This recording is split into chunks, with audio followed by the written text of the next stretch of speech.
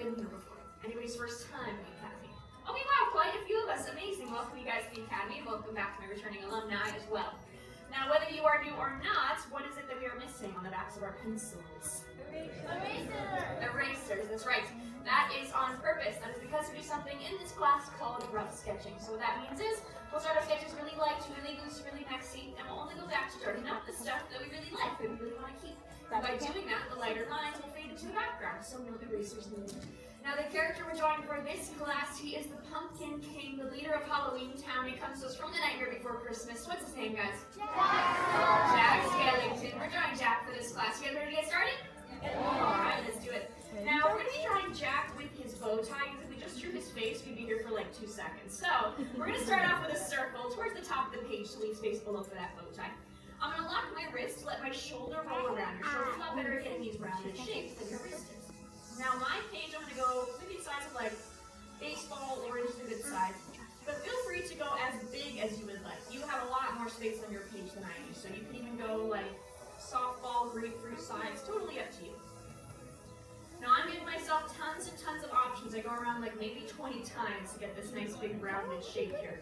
And it does not need to be a perfect circle, it just needs to be something round. If you don't believe me, I actually have proof here. This is a sketch by the author of this story, Tim Burton. And this is how he draws his characters. As you can see, Jack's head isn't a circle. It looks more like a hamburger patty, right? So like even the original creator of these characters doesn't have perfect clean lines. He's very shaky with his lines. And that's part of the appeal of his style. That's one of the things that really kind of drew a lot of artists to it, is the fact that he doesn't really stick to those very clean lines and very crisp shapes. I mean, even the other characters, right? Like Zero looks like he went through a panini press a little bit. So these characters definitely do not have to look perfect by any means to look like the character that they are trying to invoke. So if your lines look a little bit shaky and your shapes look a little wonky, you are embracing your inner Tim Burton, right? That's the way we want to think of it. But once we have a rounded shape on our page, let's go ahead and add in our guidelines here. I'm going to start with a line that goes from the top to the bottom, but it's going to be more of a C curve. I'm pushing it more to that left-hand side so I have more space over here on the right. You just want a little crescent moon shape over here on the left. For his eye line, since again he's a very round character, it's also going to be a curved line. About halfway down, I'm going to stretch across a nice big letter U shape. And this is again just to kind of invoke the fact that he is a rounder character, right? Typically his head is like circular-ish, but even in the actual movie, I'd say it's like maybe like more oval shaped than an actual perfect circle. So any rounded shape you do. Now let's go ahead and work on his neck and his bow tie. Now he is of course just bone, right? He is a skeleton, so we want his neck to be very, very thin. I'm going to drop right underneath his head here and add in these 2 diagonal lines that look like a little funnel almost. And I'm keeping it very small. Again, he is bone. We don't want him to look like he has a very thick neck, right? Now, does anybody remember what his bow tie is? Yeah. It's a bat, right? It's a little bat face. And with those little wings. So we're going to start off with the little bat's head here. I'm going to drop right underneath where I drew those 2 diagonal lines and stretch across a little rainbow curve here.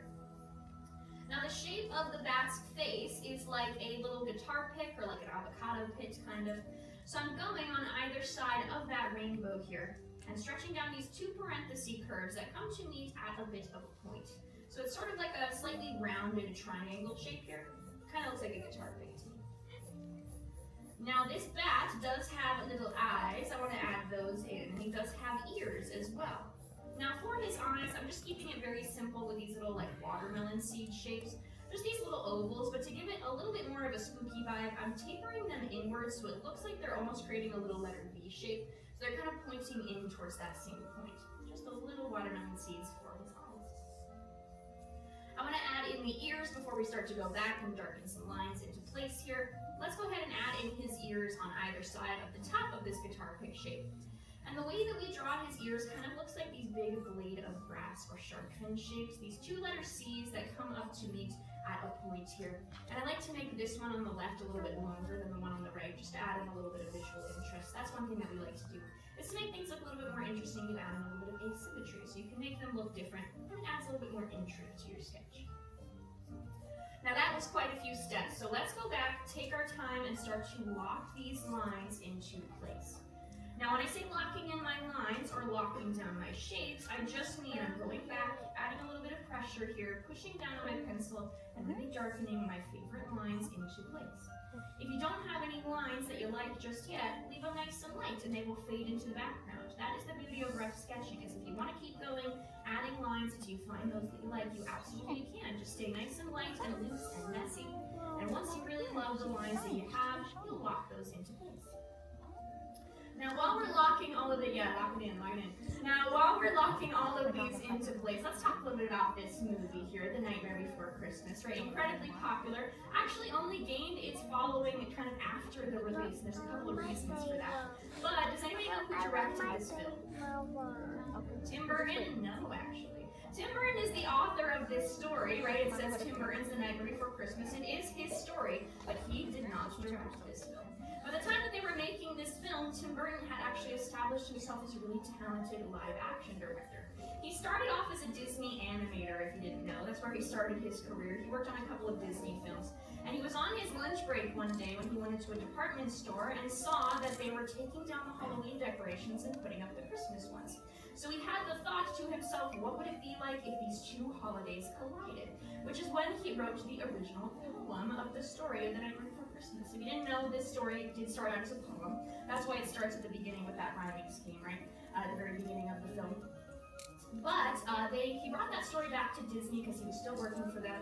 And they said, this is cool, but we're not really looking to go in that spooky direction quite yet. So they decided to shelve it. But later on, when he became a very talented live-action director, like with Beetlejuice, the Batman films, right, all of these really awesome live-action films, Disney realized, hey, don't we have a story written by that guy? So they reached out to Tim Burton to ask if he would like to direct it. And he said, I would love to see this film made, but I am too busy. So the director of this film, he actually reached out to his friend from college, Henry Selick. And we'll talk a little bit more about Henry Selick in just a second.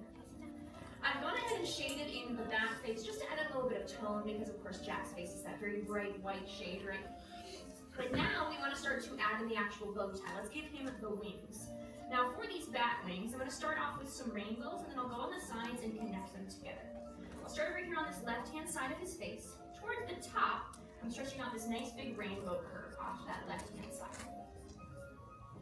I then want to drop down towards the bottom of his face and add a second rainbow curve, again flowing off towards that left-hand side. I'll then go right in between those, about halfway in between, and stretch out a third rainbow curve, this one being a little bit longer than the other two, just to add a little bit more interest to it. And you want to go ahead and do the same thing on both sides. But before I do that, I'll show you how we're going to go ahead and connect these together, because you could leave it like this, right? Maybe his bow tie got all torn up, you could add like little holes and rips in the fabric if you wanted to go extra spooky with it. But I'm going to make it look like, maybe he just put on like a brand new bow tie, it's very crispy and clean. So I'm going to go right in between each of these rainbows and connect these two together with this nice big stretched out letter V shape here. And that's going to give more of the look of the bat wings, kind of that fabric that we've stuck together. So I'll go ahead and do that on both of these sections, then I'll repeat that process on the other side and lock it into place as well. Now, Henry Selick is a very talented stop-motion director. That's most of his credits are in stop-motion animation. If you didn't know, that is the kind of animation that this film is, stop-motion. Where basically they have a bunch of puppets, and then they'll pose them and take a picture, and they'll take all of those pictures and string them together to make the illusion of movement. But Henry Selick is the director of, this was his first directorial debut as with a feature film. He had done a couple of commercials in the past, but he directed this film, of course, and also James and the Giant Peach, the stop-motion animated film. He also directed Wendell and Wild, one of his newer films on Netflix, and he also directed one of my personal favorite films, Coraline. That is one of my absolute favorite films. So Coraline was another one of his directorial films. Now, one thing that I absolutely love about these characters is the style that they are sketched in, right? These characters are so kind of such a far stretch from the typical Disney style. I even mentioned it with Tim Burton's art style, right? Compared to the very crisp and clean lines that we're used to seeing from Disney films, Tim Burton's lines look very, very different than those we're typically used to seeing. Now, one of the coolest things to me about the designs of all these characters is how the director, Henry Selick, and Tim Burton wanted their artists to design these characters. Now, because they didn't exactly have a ton of time to specifically teach how to draw in Tim Burton's style, one way that they figured out that they were able to kind of speed up that process is making their artist draw with their non-dominant hand. So if you are right-handed, he would make you draw with your left. If you're left-handed, he would make you draw well with your right.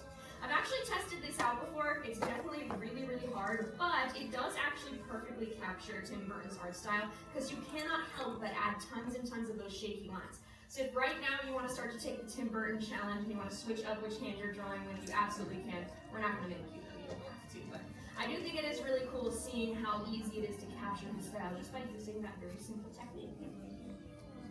Right now I'm going on the inside of these bat wing sections and adding in a couple of little stripes here because Jack, has those little pinstripes in his suit, which wasn't originally what he was supposed to look like. He originally just had a pure black suit, but because of Halloween Town being so dark, right, a lot of this movie does take place at night, he was fading into the background too much. He looked like a floating head, so they needed to add in a different detail to his suit, but they didn't really have time to redo all of the models, so an artist on the set just took a white paint pen and just drew on a bunch of little stripes on his suit, and that's how he got that very iconic pinstripe look for this character, which I think is so funny because I so associate those pinstripes with Jack as a character, so it's kind of interesting to think about him that way.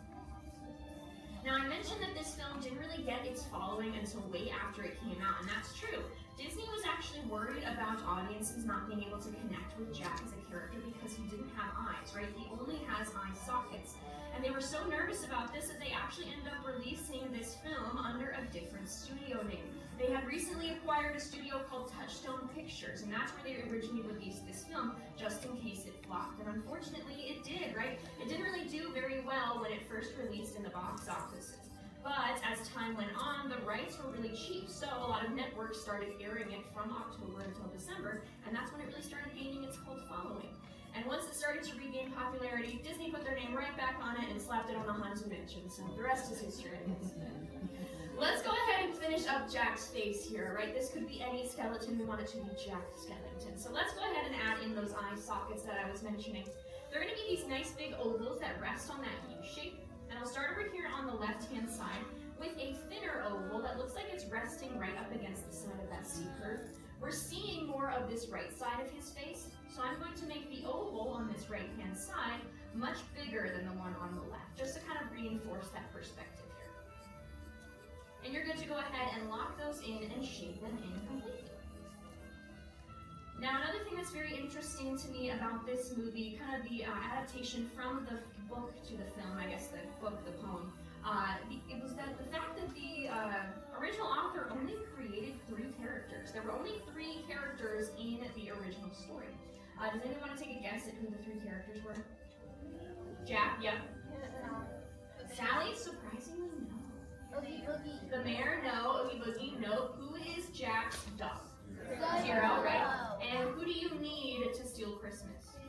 Santa, right? Yeah. So it was just Jack, Zero, and Sandy Claus. All of the other characters that we know and love, like Sally, Oogie Boogie, the mayor, Dr. Finkelstein, all of these characters, Lock, Shock, and Barrel, they were only added in the film adaptation. I think the characters did exist, like they had been, some of them had been drawn out before, but they didn't have any names, and they weren't really super necessary to the original story.